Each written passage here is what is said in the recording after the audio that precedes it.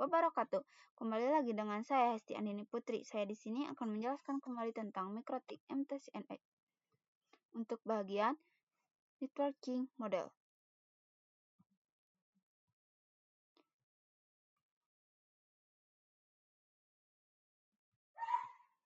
Networking model outline, konsep TCP/IP model, encapsulation dan decapsulation, name of TCP/IP message, OSI layer.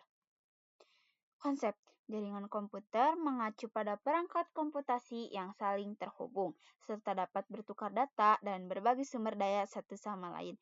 Untuk terjalinnya proses bertukar data tersebut, diperlukannya aturan yang mendefinisikan bagaimana kumpulan komputer agar bisa saling komunikasi. Nah, aturan tersebutlah yang disebut dengan networking models. Jadi, bagaimana setiap vendor dapat saling berkomunikasi dengan open standard networking models yang tersedia. Perangkat komputasi itu tidak hanya komputer saja, teman-teman, tetapi juga server, router, switch, access point, dan perangkat jaringan lainnya. Karena perangkat tersebut berasal dari berbagai vendor atau perusahaan yang berbeda, maka dibutuhkan aturan yang sama agar semuanya bisa saling berkomunikasi.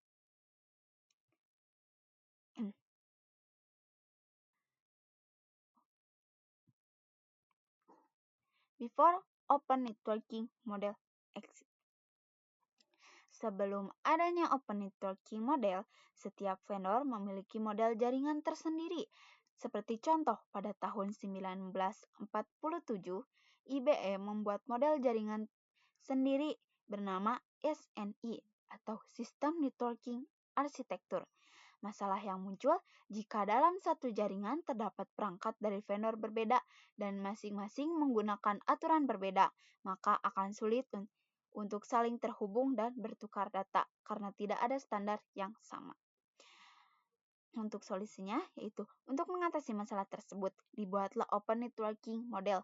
Tujuannya menyatukan aturan komunikasi jaringan, memudahkan perangkat dari berbagai vendor untuk saling terhubung, menyederhanakan sistem komunikasi jaringan dengan adanya open networking model. Semua vendor menggunakan standar yang sama. Untuk jenis networking model yang terkenal yaitu OSI model atau Open Systems Interconnection dan TCP/IP model. Kedua model ini menjadi standar umum dalam dunia komputer jaringan.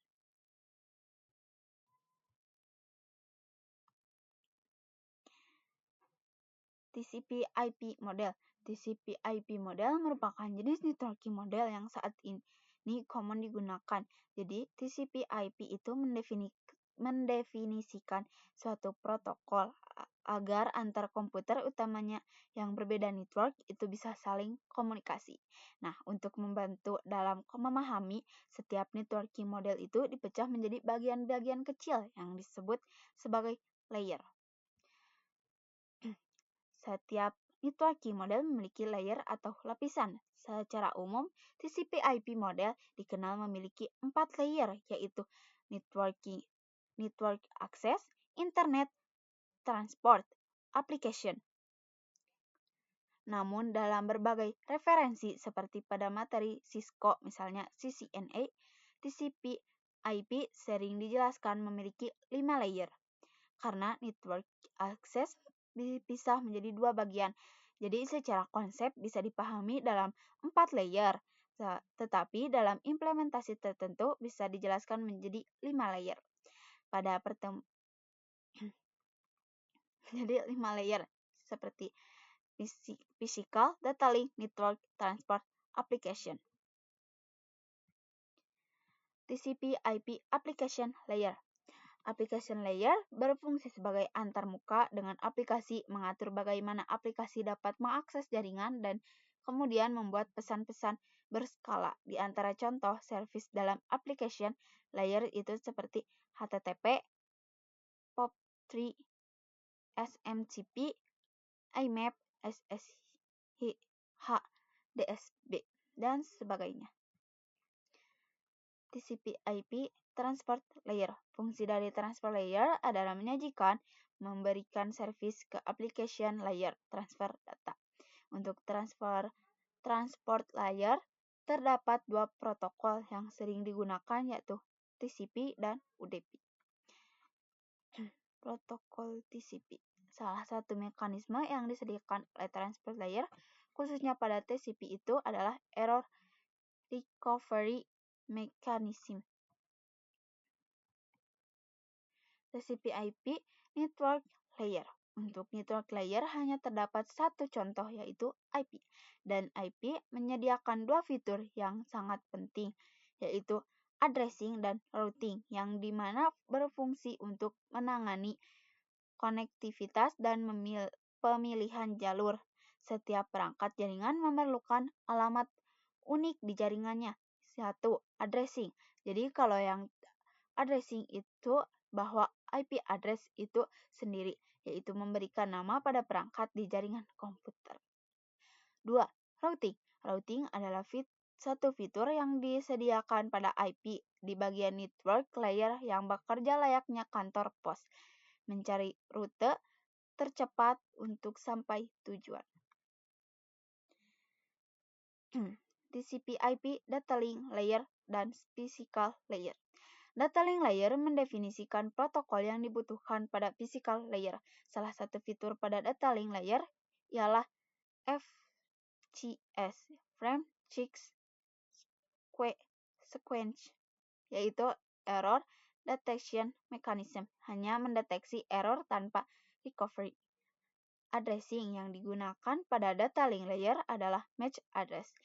Physical layer mendefinisikan cabling pada suatu jaringan komputer, mendefinisikan secara fisik apa yang digunakan untuk menghubungkan antar device. Encapsulation dan decapsulation. Encapsulation itu proses membungkus data dengan header pada data di setiap layernya. Adapun decapsulation maka itu sebaliknya.